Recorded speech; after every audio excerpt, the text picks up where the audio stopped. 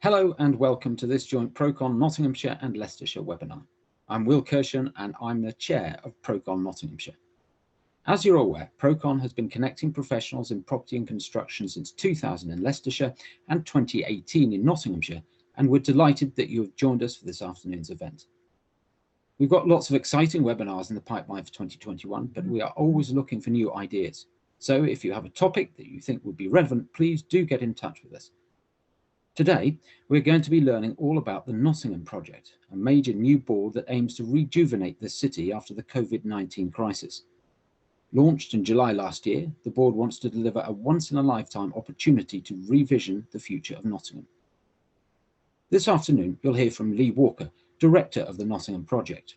He'll be discussing the organisation's work in boosting the city's creative and cultural sector, as well as their ongoing involvement in the redevelopment of the hotly debated Broadmarsh site. As always, we'll be hosting a live Q&A session at the end of the webinar with assistance from Cartwright Communications, where we will be answering your questions. If you have a question for any of them, simply type it into the box below and we'll be answering these in a little while. You can also use the upvote function if you see a particular question you'd like to know the answer to, so please make use of this and we'll be able to make sure we answer the questions that you're most interested in. But now, without further ado, I'll pass you over to Lee.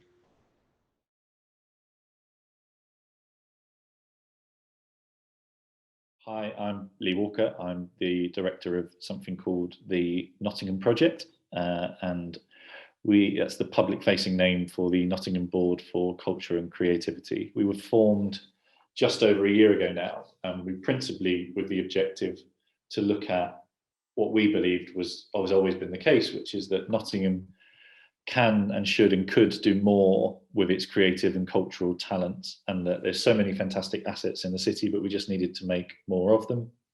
And so last year we really had a year that was about thinking, coming up with ideas and really trying to establish how that could happen so that culture and creativity were not just seen as nice to haves, but real force for social and economic change. And we started that by thinking about the actual board that could sit behind that.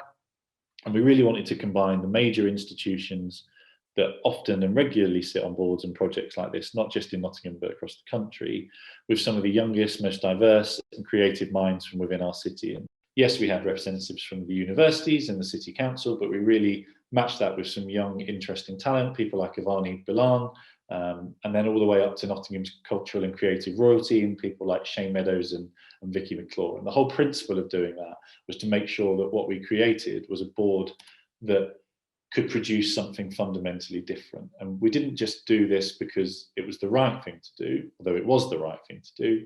We did it because by putting differing voices in that room, we could produce fundamentally better work. And all of that thinking and all of our thinking, and I'm sure all of your thinking, is really fundamentally underpinned by COVID's impact. And its impact on the city's cultural and creative sector has been vast. And we've seen last year from the second lockdown a 30% increase in vacancy, 70% of staff in arts businesses have been furloughed, and there's been a 44% drop in output from the creative sector. And so the focus for 2020 was on the future of Nottingham, and specifically Nottingham as a creative and cultural city. But we were really fortunate to start from a position where we know Nottingham is a city with a rich cultural and creative history. From the creation of lace making to the world's literary giants in Byron, Lawrence and Sillitoe, we're a city of first with world-renowned inventions, from tarmac to ibuprofen, the MRI scanner to traffic lights. These are inventions that haven't just changed our city or even our country. These are inventions that change people's standards of lives across the globe. And from those inventions come world-renowned businesses, be it Boots or Raleigh, Paul Smith or Games Workshop. We're a city that continuously punches above our weight. But we know that other cities have gone further and used culture and creativity to transform faster. So yes, there are examples of that in Leeds and in Manchester, but we think the really interesting examples are further afield in places like Austin and Berlin. Really interesting fact about Apple, they won't launch a product unless it product tests well in Berlin, because they know the spirit of the people that runs through there. If they're the people that want to buy a product, it'll sell well in the rest of the world. And in Austin, we have an example of a city that has so many of the underpinning factors that are in play in Nottingham at the moment. So in Austin's case, 1, in Nottingham's case, 2 world-class universities. They had a disproportionately young population, and crucially, They had house prices that were below the average. And so people could come to that city, get a good job in the field that they wanted to work in, but also they could own their first house from their first salary. And so taking those examples, we agreed that really we'd use 2020 to do 3 things for our city. The first was to review its story. The second was to recommend some new ideas. And the final was to review the available space. And so we started by reviewing the story, and we asked the public some really broad, open questions, and we got some really broad, open feedback about this being a once-in-a-lifetime opportunity, the fact that Nottingham needed a rebrand, that we're young compared to the country's average, and we're a child-friendly city as well as a green city. And so we came to look at our story, and we realised that actually we know it, but we need to make more of it. And that story is that history of rebellion. And it starts with the Norman conquest in 1066 and really gains traction with the original rebel in Robin Hood in the 13th and 14th century. But we're a city that won't be pushed too far and will burn our own castle to the ground. And actually, where other places just started to embrace it as an academic idea, Nottingham was the only place that sent an actual Chartist MP to Parliament to back votes for the working class. But we're a city that's never accepted the status quo. George Africanus was forced into slavery, but made Nottingham his home, bought his freedom, and created a business empire. And with Brian Clough, we find a rebel with a cause, the cause of good football. He did things his own way, but he ruled the world. And we see that style of football still on the fields of Madrid and Barcelona, as much as it is next to the Trent in Nottingham. And in Paris Leeds, we see a modern day example, a leading transgender rights activist and campaigner, a model, presenter and journalist that fundamentally refuses to accept that there is no traditional way that you need to do things. We've always set our own path. One of history's most influential women, a pioneer, a world first in computer programming, Ada Lovelace, who never realised that the work that she was doing was something that would change our world forever, but that work in coding has changed our society. And closer to home with Rock City, where every other city has an O2, Nottingham still rocks to a different beat with its fiercely independent music scene. And those tales of heroism, ingenuity and achievement run through our story. And where the Chartist movement led, demanding votes for men in the working class, Helen Watts went further and demanded universal suffrage. Eric Irons was the first black magistrate in the UK, a leading campaigner for racial equality until his dying day. But it's not just a tale of the history. That same spirit powers our city today. From Young T and Bugsy, a rap duo conquering the world and getting praise from Stormzy to Obama. Our own Wigflex festival that The Guardian called the coolest party on earth, and the Next Gen movement ensuring that Black Lives Matter inspires the future generations of Nottingham to be those fighters for social justice. And with Art of Football, we see one of the city's smallest independents signing major deals with Nike and Adidas, because they know that that spirit that runs through Nottingham and through Art of Football is a spirit that they want to project across the world. And even with the City Council and the carbon neutral 2028 agenda, it's an ambitious target that's 22 years ahead of the government's commitment. So we are the rebel city. We know we're the rebel city. And now is the time to write it on our walls and put it on our t-shirts. And so the Nottingham Project in the first half of this year are working with a globally leading brand agency to bring that story to life, to refine and work on the rebel story so that finally the city can have an identity that it's really proud of. And alongside that, we've been commissioned by the Canal and River Trust, the City Council and the city's Business Improvement District to bring that story to life by commissioning a series of amazing pieces of street art that take that identity and work with artists to really make it something the city's proud of. And so now we need to use that rebel spirit to grow our city. And so last year, we looked at a series of ideas that could start capital light and that could grow over time to become ideas that could really give traction and really change over a decade.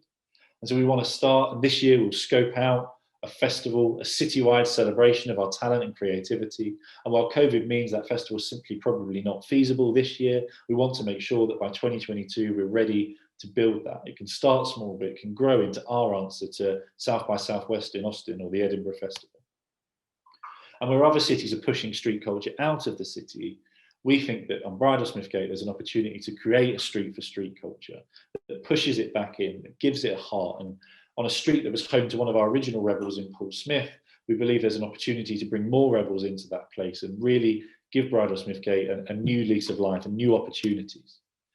And if we're going to really embrace ourselves as a green city and be radical about that, what are the green projects that we can bring forward over the next 5 years, that be it from allotments on roofs to edible cities to stuff that really embeds the need for us to be a green city at the very heart of it, not just leaving it to the city council, but all of the buildings, all of the landowners and property world coming together and saying, look, we all own this, and building that greenness into what we're doing as we go forward. A home for the Nottingham Project is about working with partners to find a shared space where this creative vision can be brought to life, but also where maybe some of you that are listening to this call, or some of the other experts that we've worked with in other sectors, they could spend a day a month or a day a year in that space, and people could come and use it as meanwhile office space, but also learning from experts that are proud to be from Nottingham and have it as their home and just want to give back in some way. In the Rebel Plinth, we think there's a real opportunity at the foot of the castle to come forward with some design work that means that our rebels of the past, but also our rebels and pioneers of the present and possibly even into the future can be projected into that space. We can give opportunities for artistic work, but we can also really start to give a sculptural presence that creates interest. And in all of the research that we did, and we know it's also come through the big conversations, there's a lot of feedback on transforming the caves, making more of them. We know from some of the experts we spoke to that there's a real potential that you could get World Heritage status for the city by doing more with the caves. And so over time, we really want to work on making them a global visitor destination and attraction. And Shane Meadows speaks a lot about the need that maybe Nottingham doesn't need a traditional drama school. Maybe that doesn't feel very much of Nottingham, but what it could have is a world-class centre for improvisation, a place where the next Vicky McClure could be discovered, a centre where you don't need to feel like it's cost prohibitive to do it, but a space where that raw talent can really come through. And working with Confetti and Metronome, we know there's already an appetite for an esports arena in Nottingham, but can we grow that as a city? Can we have a hub for the next generation of programmers and coders and embed that skill set into our place? And education, if we're going to start to build a city centre that is really about having a multiplicity of uses, we need to have those world-class amenities in that space that mean that it can truly work. So our city really does need to rebel against what's become of the city centre and what's become of all city centres. And we know that there are a number of issues affecting city centres, and for decades we've seen a homogenisation of brands, and where those brands have failed or are now failing, we've seen the huge proliferation of online shopping, and where they've failed, we've seen hugely increasing vacancy rates. In planning policy, we've prioritised cars over people for a decade, and all of that has combined to see the huge vacancy rate increases that we've seen. And if all of that was a problem that we were grappling with over the next decade, COVID has hit and has condensed it into a real 12-month crisis. And so something needs to change, and every city will need to change. But we believe that Nottingham can be the first to change and play on that spirit of rebellion and being different. We can be the first to change and change again. And the reason that we can be the first to change and change again is because, unlike any other core city, we have 1 million square foot at the heart of our city, 20 acres of land between the train station and the middle of the city. And whilst it comes with its challenges and its problems, now is the time to think that space through, to reflect on the ideas that we've spoken about and the many ideas that have come through in the big conversation and the other consultations that have taken place, and come up with a strategy that means that that space can be fit for 10, 15, 20 years' time. And that's why, through the work that we've done, we're really honoured that Greg Nugent, our chair, has been asked to separately chair the Greater Broadmarsh Advisory Group. And you will have hopefully seen some of the experts that have been announced for that panel, people like Tim Smith, who is obviously famous for the creation of the Eden Project, and Jerome Frost, who's currently chairman of ARAP. And alongside them, we have brought together a real mix of people from Nottingham that can really add some of that local knowledge and intelligence to that picture. And I know Greg's going to talk to you now about what the plans are for that group and how it can work, and just really ensure that we don't miss this opportunity, and that actually Nottingham over the next decade can transform that space and transform the city and really become the city for the next 20, 30, 40, 100 years.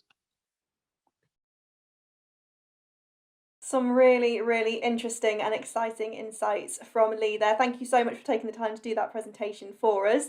Lee is with us live and we will be doing a Q&A shortly. So if you do have a question, please pop it into the Q&A box below and we'll be talking those through very shortly. But it's also now a pleasure to be joined, as Lee mentioned, by Greg Nugent, who is the chair of the Nottingham Project. And we're going to hand over to him now because he's going to take us through his the visions and the plans for the Broadmarsh and his involvement in that. So I'll hand over to you, Greg.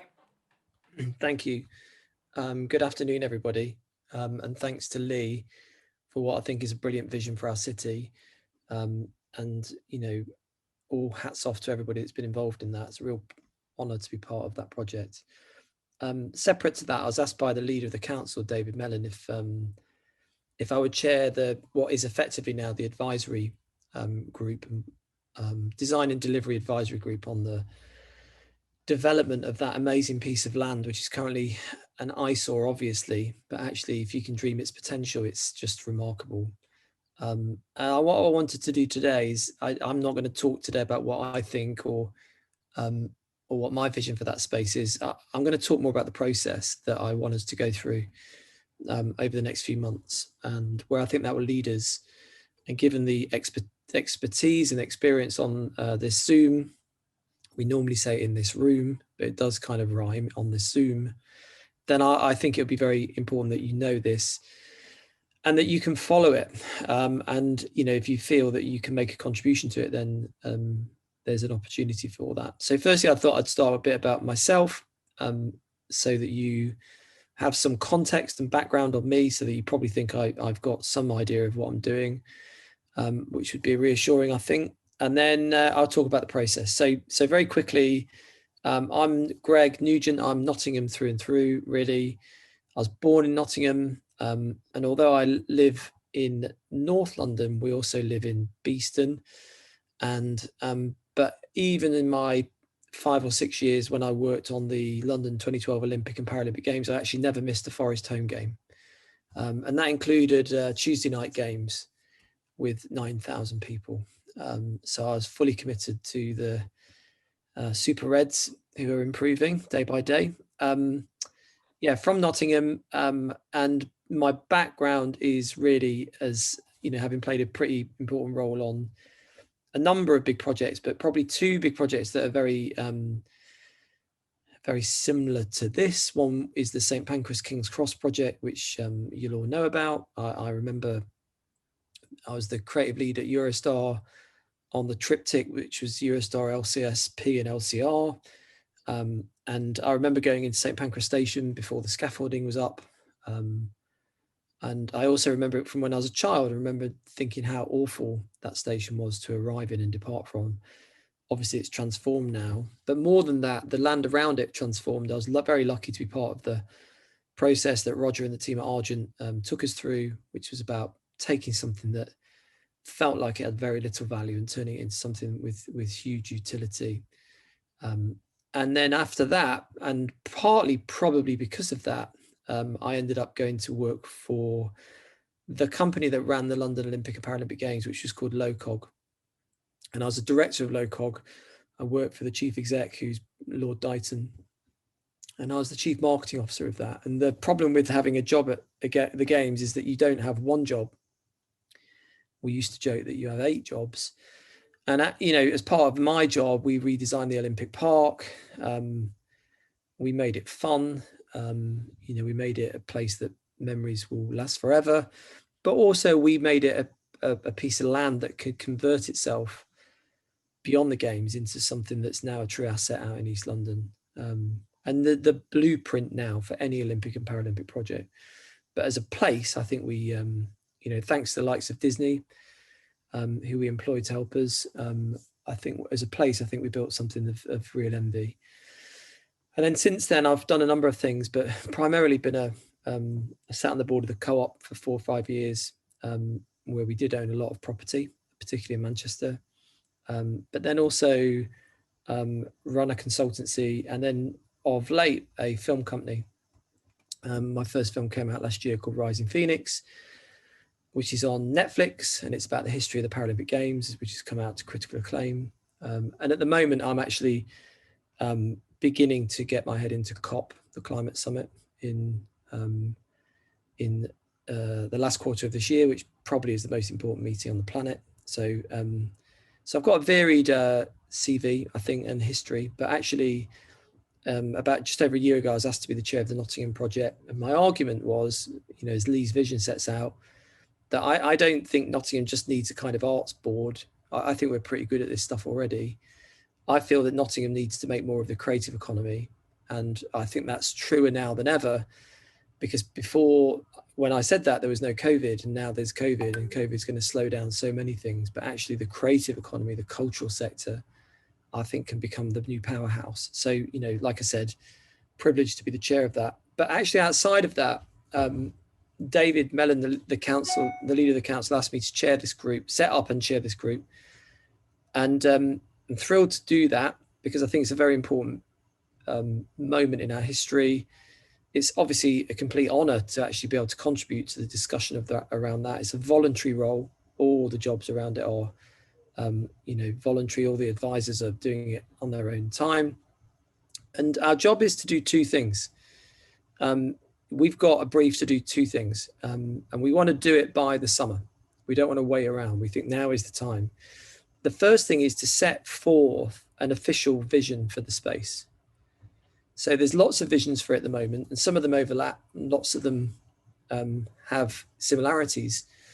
But actually, we need to advise and put forward something that we think becomes the official vision of the space, so that it can talk directly to people like you and your network about transforming that space. So the first thing we'll do is set forth a vision for that space. And within that vision, we'll have views on how the space should be used, the balance between, some of the things that space always kind of wrestles with, what, should this go there or there? We'll come forward with that. It will be a vision for that space. But accompanying that, and something that myself and the leader of the council both felt was very important, was the need for a recommendation around what we call the vehicle. And what that really means is, how do we deliver this?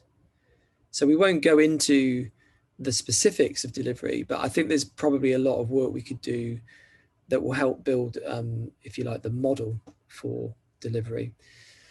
And I think that's going to be just as important as the vision. So if you like, there's the logic and the magic side by side, the magic of what this can become. And in thinking that through, how do we get the meanwhile used to be exhilarating, so that it doesn't feel like we've got to wait and wait and wait, because this is a big, big project. But then also the logic of actually, how do you deliver it? And I was lucky enough to be part of the delivery authority for King's Cross St Pancreas, but also the Olympic Park. And there obviously needs to be an equivalent piece of thinking here. Now, to get to that, we want to do that by the summer. I had somebody phone me this morning and said, why is it going to take you 2 years? I said, I don't know. Who told you 2 years? And they said, I read it in the media. And I was like, well, don't believe everything you read, because we don't want to be doing this for 2 years. We actually want to probably try and get this done in about 5 months. And we can do that because of the brilliant work the city did on the big conversation. And I really do commend the city on that, the quality of that process and the materials that it's helped to create. But yeah, our focus now, we'll have our first, there's a few things I want to talk about in process terms now, but we'll have our first advisory group next month. And then we'll go through a series of phases to do that. And crudely, the first of that is forming the group. So there's a lot of people in there from Nottingham, a lot of people, some of which you'll all know. There's also a lot of people that you don't know, but I think really importantly represent key parts of the community in Nottingham, so that this feels like a citywide opportunity. But there's also expert advisors from the outside world, and Lee mentioned some of them in the earlier presentation. I think the blend of the two can help us make sure that we get the balance right between, what we think as Nottingham people and what the world thinks is going to be the kind of thing that's really going to work. And what I think the externals can bring is experience, but also probably some rational thinking, because I think we're so emotional about this space, and we all wish that it hadn't have ended up where it had done. But actually, I think we all want the opportunity to work. So I think the externals can bring an incredible amount of value to this process. I think if we'd have hired them, paid them money, it would have cost us a lot of money. but instead they're all willing to make their contribution to our great city. So first bit now, we're forming, we're setting up all of the key meetings. We're looking at producing a reading room so everybody can read everything that's being said. We're being sent so many interesting things. And we're making sure the group build a really solid comprehension of not so much why into claps, like, at this point now, it's really irrelevant. What is relevant is the opportunity that we've got, that we must seize. And then what we'll do with that group for a couple of months is listen. There's so many good ideas out there. There's so many good ideas in the big conversation, and there's so many ideas that haven't actually been given the air yet and the oxygen that we think they should. So what we'll do is we'll set up a process whereby we're listening, and that won't just be to people that have got ideas about this space. I'm very interested in key thinking around the future of the city, not just Nottingham, but the city. Because, somebody said to me last week, we're at a kind of post-retail, post-Amazon age. What does that mean for the future of the city? And I think what it means is reinvention. That's not Nottingham, that's every city in the world. So what a fantastic moment to actually then be able to see this eyesore and think, whoa, we can actually move first on this. So the most critical process early in here is about listening. Now, during that process, what we will do is effectively synthesize. We will try and create a strategic objective and plan for this space that can then become, in effect, a design brief.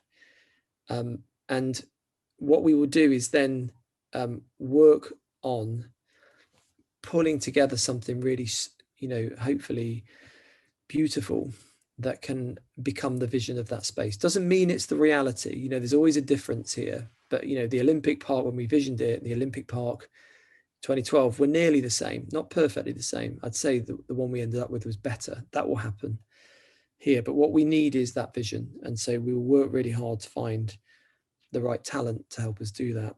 And then the second thing that we will do, which connects to the objective of having to come forward with a recommendation on vehicle, is we'll really think seriously about the commercials and what we're calling the kind of optimal financial framework for this work to succeed. I think it's actually more important than the vision, that what we come forward with is a structure that can allow this thing to actually happen. And then what we'll do over the summer is have a series of sprints for those of you that are familiar with the concept.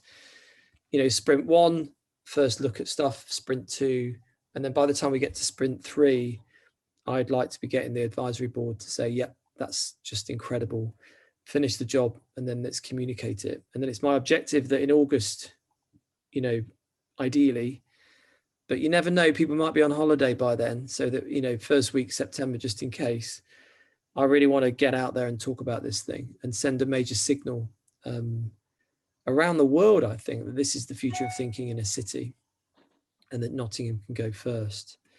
Now, along the way through, we will make fairly infrequent communications. It's not my personal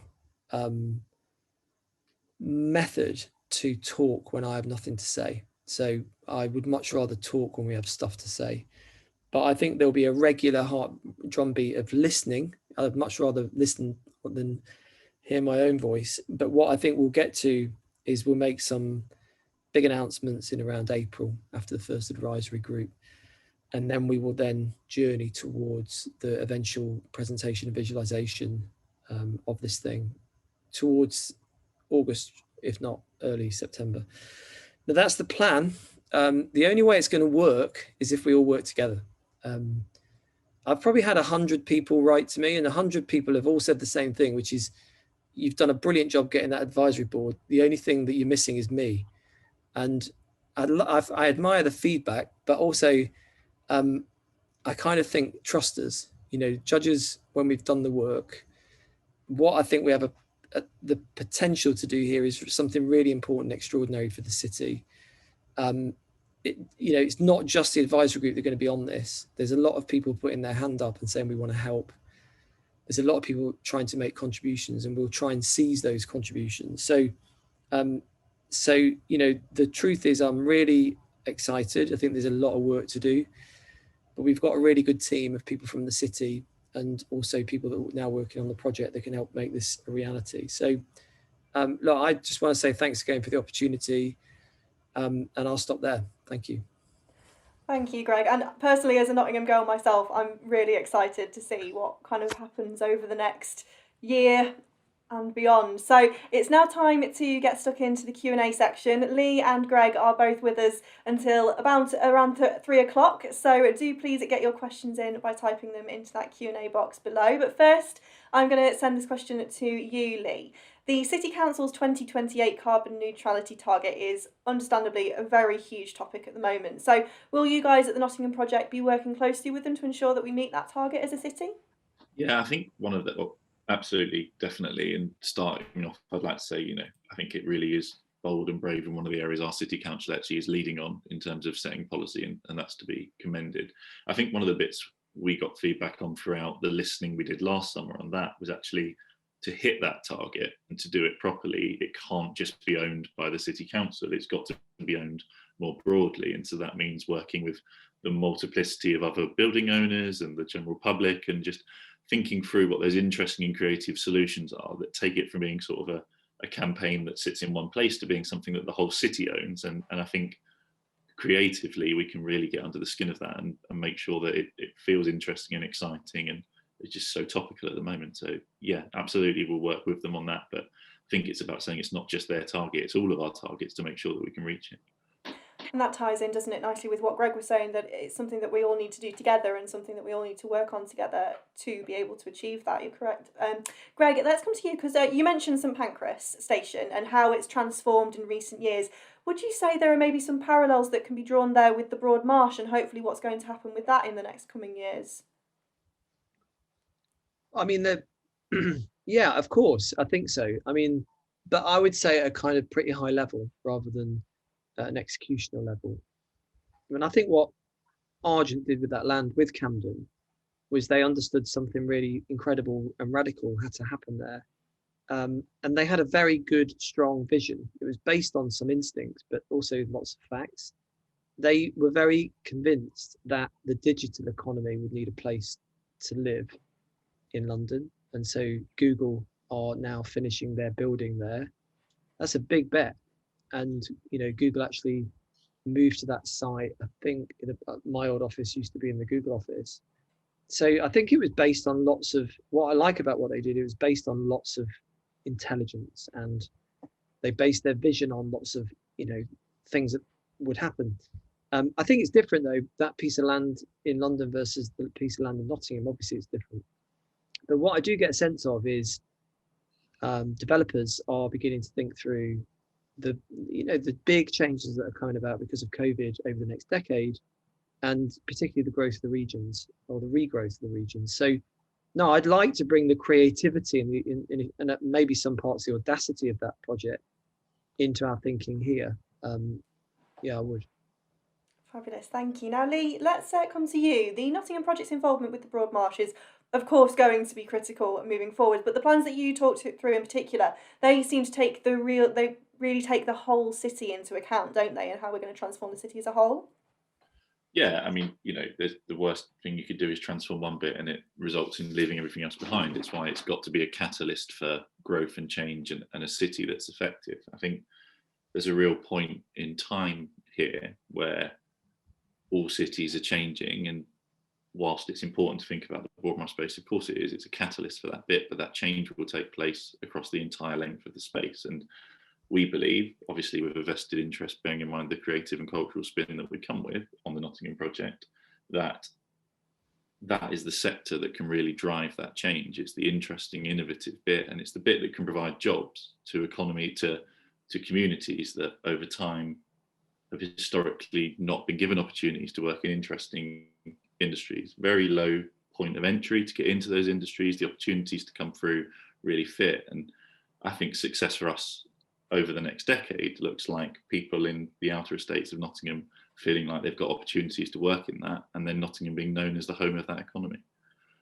And speaking about the Broadmarsh, it's such an important area of the city in particular, isn't it? Because it is literally that gateway to the city. Because when you get off the station, you turn right, and there it is. So it's fair enough that it is going to be such a pivotal part. Now, Greg, the biggest takeaway from your segment that you've just gone through seems to be that there was a lot of plans for this summer. That's quite an ambitious timeline. What are the kind of meanwhile uses the team are looking into? Well, I think we need to, I mean, what I'm talking about is delivering the vision for this place by the summer. That can be done in that time schedule. There's really it's really about the quality of people you have helping us do that. That's not a problem. The actual delivery of it is a completely different thing. But what we've got to do, I think, is build a ecosystem for that project to work, and if you like, the fertile environment for it to work. But one of the big things that I think we need to look into is how to structure this thing in a way that can facilitate a brilliant meanwhile use of that site. Because what meanwhile use does, I think, is also the meanwhile use has changed so much in the last decade or two. It used to be like awful, and now it's like sometimes the best bit. And if you've been through East London, you'll see like particularly just how much, meanwhile use thrives. What I think we need to do is do the thinking on how to make that a really important ingredient in the transformation of that site. So therefore, I think we've got to look at different models for how to make that easy to do. We might need to look at how that meanwhile use tends to be a short-term thing. We might want to wonder how to make that a medium thing so that it can actually help us through the kind of actual project and the different phases of development. So we don't actually have the answers yet. We're listening. So actually, I'm very interested and very much looking forward to how that industry could actually help us. Yes, definitely. It would be very interesting to see how that pans out. Now, Lee, obviously you guys, the Nottingham Project, came together last year, and I'm sure have been kind of reacting to the pandemic and changing your role ever since, really. But how have the needs of a city, and therefore also kind of your guys' role at the project, changed as a result of the pandemic? I will be slightly controversial and say I think the pandemic has simply accelerated trends that were already taking place. It's probably not that controversial in all honesty. I think if you look at the Broadmarsh shopping centre is obvious because it's half demolished, but there's a number of shopping centres around the country, and in previous roles that I've had where I've worked really closely with them, that just financially are not viable, and is why they're failing. And those trends had started long before COVID came along. COVID's obviously deepened some of those trends, but I think with all the terrible stuff that it brings, it presents real opportunities. So in a strange way, it didn't really affect a huge amount what we were setting out to do last year. What we were always setting out to do was look at how creativity and culture could play a really big part in the regeneration of our city. And I think what COVID did was really re-emphasize the fact that that is one of the core routes out of this, as the already increasing trends in reduction in need for retail capacity, and sadly probably some of the leisure capacity as well, started to accelerate. Would you agree with Greg that the changes that we've seen were inevitable and were going to happen, but have just maybe been sped up, as Lee says, by the pandemic? Yeah, I mean, I think there's a lot of talk at the moment about whether they've accelerated or just, I mean, they've, this thing's awful, right? And it's having a dreadful effect, and we can't see the full effect because we don't know what shops will reopen and we don't know what jobs will exist. So this thing's going to take a long time to go through. I mean, if you want to find a place for optimism, then use history, because there's a great old quote that we use a lot, which is "Never waste a good crisis." And so there is now a G7 motto called "Build Back Better," and so there's probably we need to knock on the doors of those people and say, "Help us rebuild the city." And we can stay on the subject of history, actually, because something that Lee mentioned a lot in his presentation was the rebel message that you guys talk about and how it's so important to Nottingham. Greg, why do you think it's important that a city has a niche like that? So in Nottingham, we are rebels, that's what we are. Is that lack of identity maybe a reason why Nottingham's arguably been left behind, if people aren't aware of that message when we compare ourselves to other UK cities? Yeah, I mean, the first thing I'd say, I wouldn't call it a niche. I mean it in a positive way. Apple positioned their entire company based on the belief that they're the crazy ones and they do things differently. Whether it's the word rebel or not, actually, there's kind of a spirit that means that, Vicky McClure decides to still live in Nottingham and Shane Meadows could live in Hollywood but lives here. There's a spirit in our city. Paul Smith, could have just gone and probably lived on a beach, but actually look at his magic. So I think there is a spirit, and it's definitely meant that I've never been able to quite leave the city. And it's why I think I want to put so much time into the city. So, but I wouldn't describe it as a niche, because I just think it's very, very, if you get this stuff right, it's very big business for the way cities are perceived. And look, I'm not a massive one for kind of looking backwards and wondering what went wrong. I'm much more into kind of what do we do tomorrow?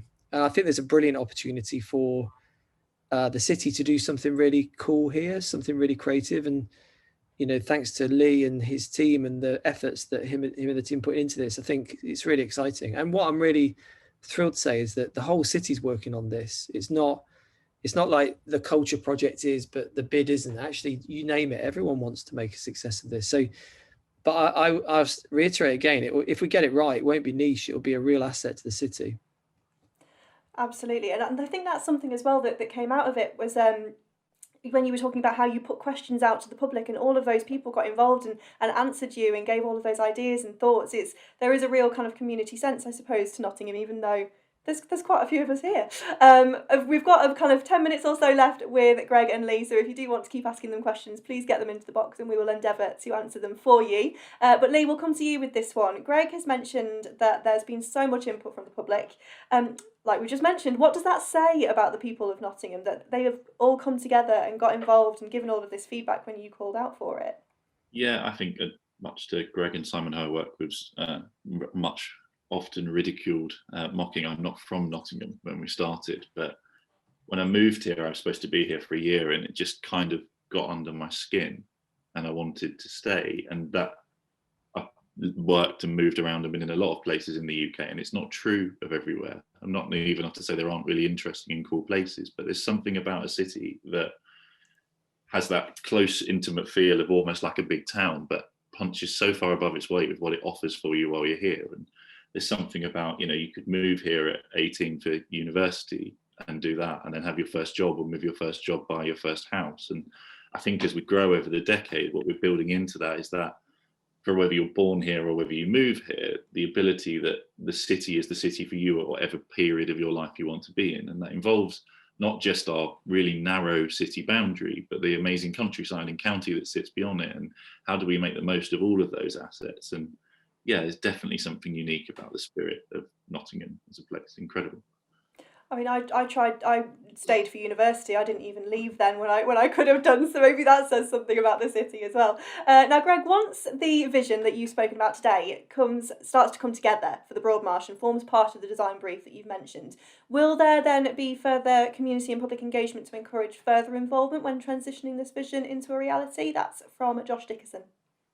Josh, it's a great question. I would imagine so. Yeah, I mean, you got to remember, like, we're not try and use the Olympic and Paralympic kind of process to help us all here. So there's a bid, right? You put forward a bid. This is our vision for it. And then you start changing the land to try and build the vision. And then along the way through, things change. And some of those things change to help. And then some of those things change to hinder. And therefore, things adjust. The trick is to not diminish the vision. It's to build something better than the vision. And therefore, I think what I would imagine the city council and the team that will end up becoming the team that deliver this thing is, I think there will be lots of phases through this thing whereby the public's input into that and consultation will be vital to keep it fresh. I think it's particularly important on like the meanwhile visualness of the project. And I think King's Cross St Pancras did a very good job with Colyard Strop in the way they visualized that before it was there. I think we've got to do something really good on that. But actually on the meanwhile use, I think that's a really interesting place for constant feedback. So I can't actually guarantee that will happen, but I'd be very surprised if it doesn't, because I think what we would like to do is build the conditions for stuff like that to happen. And I'm very certain that the leader of the council and his team will be committed to that. Be a watch this space scenario on that one, I suppose, for future information. Now, we have got time for one last question that we'd like to put to both of you, and we like to finish our webinars by putting you on the spot just a little bit with one final question. So it's a nice one though, don't worry. Lee, I'll come to you first. What is the thing that excites you the most about the position Nottingham is in right now, would you say?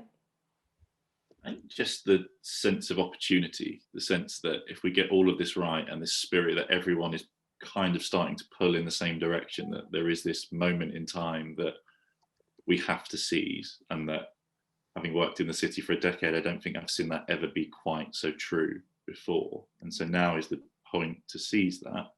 And as we come out of what has been a completely unprecedented, appalling period in all of our lives, there's an opportunity for Nottingham to be the next city that goes through a period of regrowth and regeneration, and we can build a city that gives opportunities for the people that live here and the people that move here and businesses as they start to grow. And I just think to be at that point in time is fairly unique and absolutely incredible. Brilliant. And Greg, you got a little bit of time to think about your answer, but exactly the same question to you. No, I agree. Look, I think COVID's horrible. And it's, you know, we get excited at the moment about June the 21st or whatever it will be, but it won't be what we want when it reopens. It's going to be really slow, and it will be very, very, very negative for lots of things. And I think we will look around us and say, gosh, like so much has changed.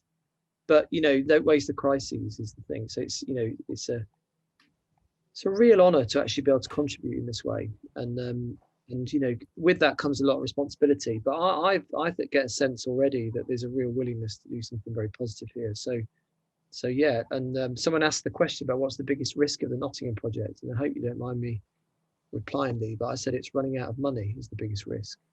It's got a really small budget, but quite a lot of influence. So if any of you want to support the Nottingham project, then, you know, please put your hands up separately. But you know, it's very small, but actually we're trying to have a big impact.